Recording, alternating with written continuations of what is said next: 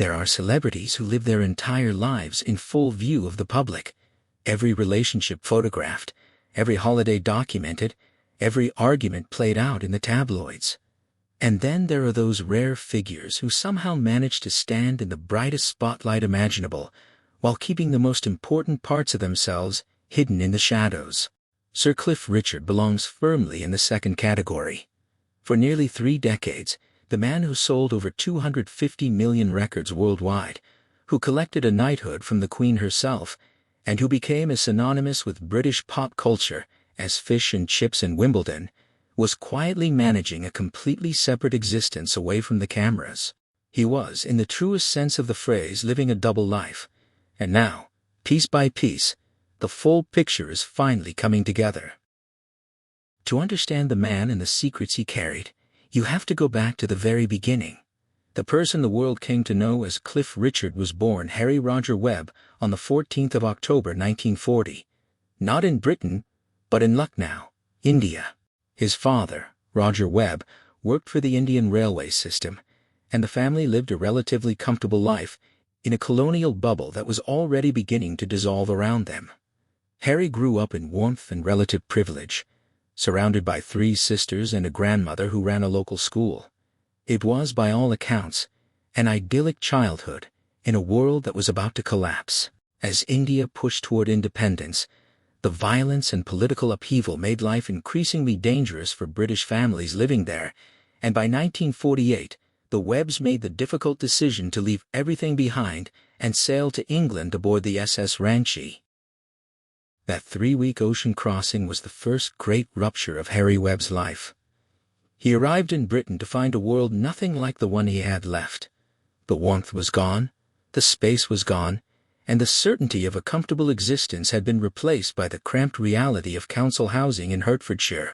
He attended local schools, showed a talent for English literature, and eventually left education to take a job as a filing clerk, spending his days organizing papers for a company called Atlas Lamps. But even then, something restless was burning inside him. His father had given him a guitar at 16, and the British skiffle craze that was sweeping through every youth club and church hall in the country had gotten completely under his skin. He played with small local groups, learned his chords, and began to understand that the filing clerk named Harry Webb was not who he was meant to be. The transformation into Cliff Richard was partly accidental and partly engineered.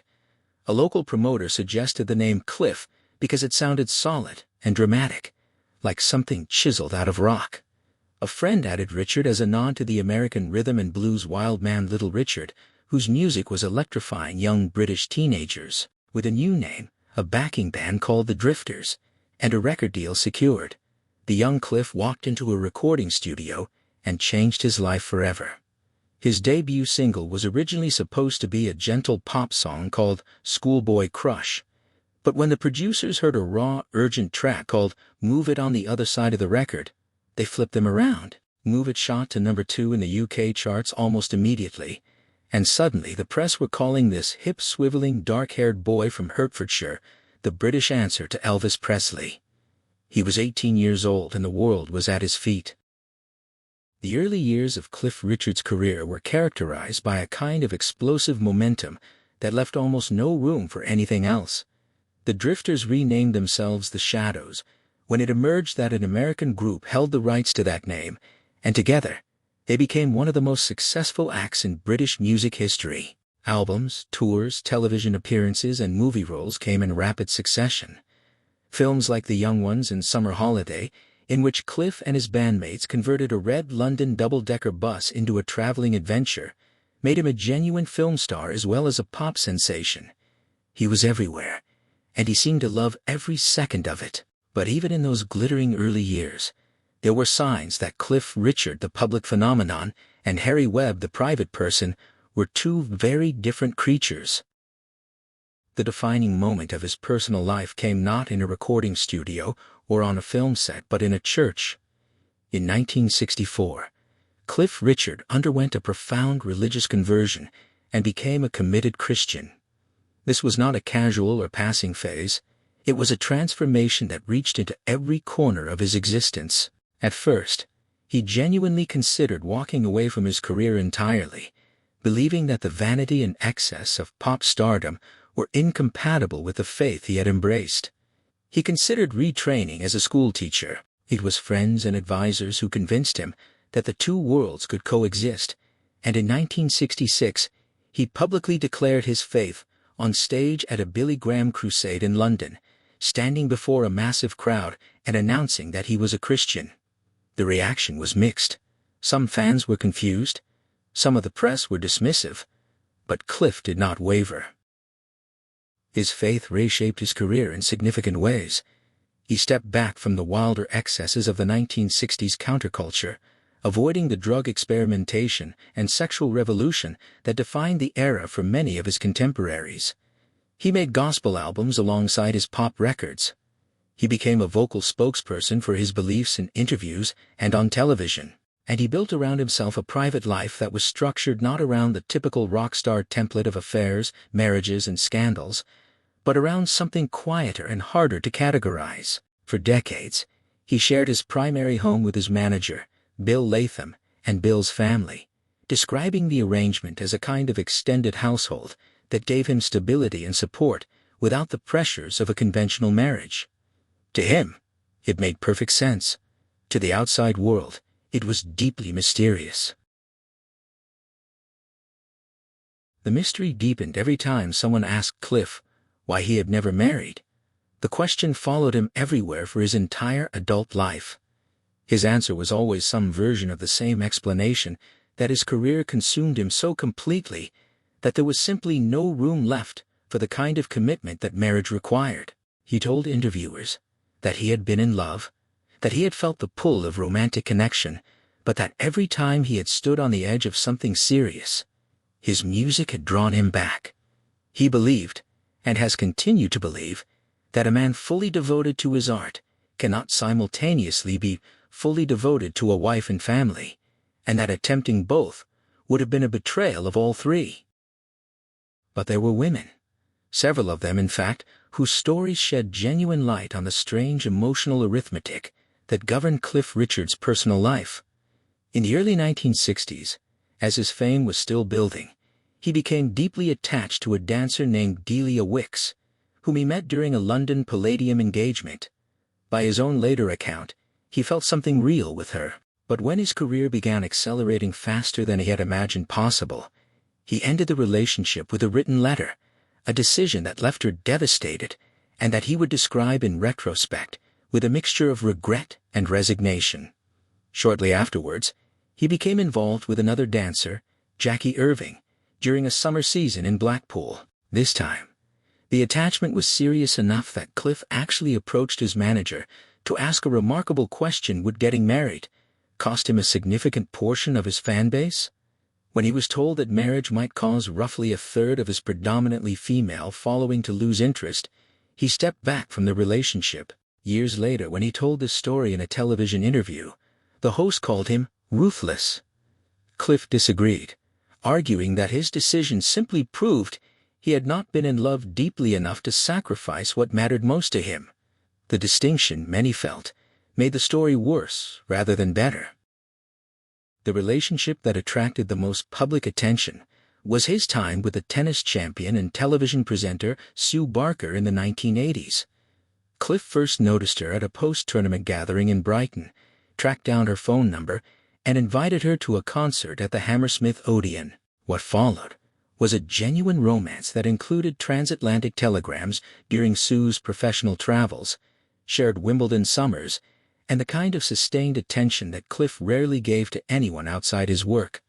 But the constant press scrutiny wore on Sue, and the significant age gap between them — she was in her mid-20s while he was in his early 40s — concerned her family. Eventually, the relationship wound down, and according to Sue, the ending was communicated not by Cliff himself, but by a mutual contact, a coldness she found difficult to forgive.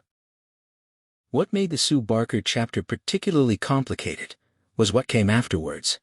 In the years and decades following their separation, Cliff repeatedly raised her name in interviews, describing the relationship as having been serious enough that he had contemplated proposing, before ultimately deciding that his feelings were not strong enough to justify marriage. Sue, who had long since married someone else and built a different life, found these repeated public revisitations of their brief romance deeply frustrating. She wrote in her own account that had she known she would still be hearing about a few months of dating 40 years later, she would never have become involved with him in the first place. She felt he had inflated the importance of what they shared and was using her story in a way that disrespected her present life. It was a genuine wound, and it pointed to something in Cliff Richard's relationship with his own past, an inability or unwillingness to simply let things recede into privacy the way other people allow their old romances to.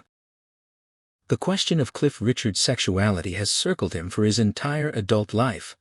He has always answered it directly, and without ambiguity he is not gay. When the whispers began in the late 1970s, he addressed them head-on in interviews, arguing that the assumption that a bachelor must be homosexual was itself an unfair prejudice, a sign that single people were treated as second-class citizens by a culture that could not imagine a full life without marriage. He refused to manufacture a conventional romantic life simply to silence speculation, calling that kind of deception a worse betrayal of his values than any rumor. He knew what he was. His close friends knew what he was, and he made peace, however grudgingly, with the fact that the wider world might never fully understand a man who chose his faith, his music, and his chosen family over the institution of marriage. In 1999, the armor cracked briefly and visibly when his close friend, the BBC television presenter Jill Dando, was murdered outside her London home. Cliff was devastated, in a way that went beyond ordinary grief. He later admitted that in the immediate aftermath of her death, he felt something he had not expected to feel, a violent and consuming anger directed at God. He could not reconcile his faith in a benevolent creator with the brutal killing of a woman he described as one of the most genuinely kind people he had ever known. He attended her funeral, stood by her family, and carried the grief publicly, before eventually finding his way back to the spiritual framework that had structured his life for 4 decades. But the episode was a reminder that beneath the polished, cheerful surface Cliff Richard presented to the world, there was a man capable of profound feeling and real darkness. The darkness returned in an entirely different form in 2014, when Cliff Richard became the subject of one of the most harrowing episodes in his long public life. A historical allegation of sexual abuse, dating back to an event supposedly involving a 15-year-old boy at a religious gathering in Sheffield in 1985, was passed to British police. 4 other men subsequently came forward with further claims involving incidents dating from the late 1950s to the 1980s. The South Yorkshire police investigation would stretch over years, consuming Cliff's health, his sleep, and his sense of self. Throughout it all, he maintained his innocence absolutely and completely. The Crown Prosecution Service ultimately concluded there was insufficient evidence to charge him with any offense. He was never arrested. No case was ever brought against him. But the manner in which the investigation unfolded caused him, and many observers, profound distress. In August 2014, the BBC, having been tipped off about a police search of his Berkshire home, broadcast footage of the raid live on national television while Cliff was abroad on holiday. He learned about the search from friends watching the news, not from the police themselves. The spectacle of cameras filming officers entering his property, played out in real time for millions of viewers, struck many legal commentators as an extraordinary violation of the principle that suspects are innocent until proven guilty. Cliff was outraged, and when the investigation concluded without charge, he sued the BBC and South Yorkshire Police for the damage their actions had caused to his reputation. He won. The BBC paid him substantial damages and issued an apology. The settlement was a vindication, but it did nothing to erase the years of anguish he had endured or the physical toll the stress had taken on his body.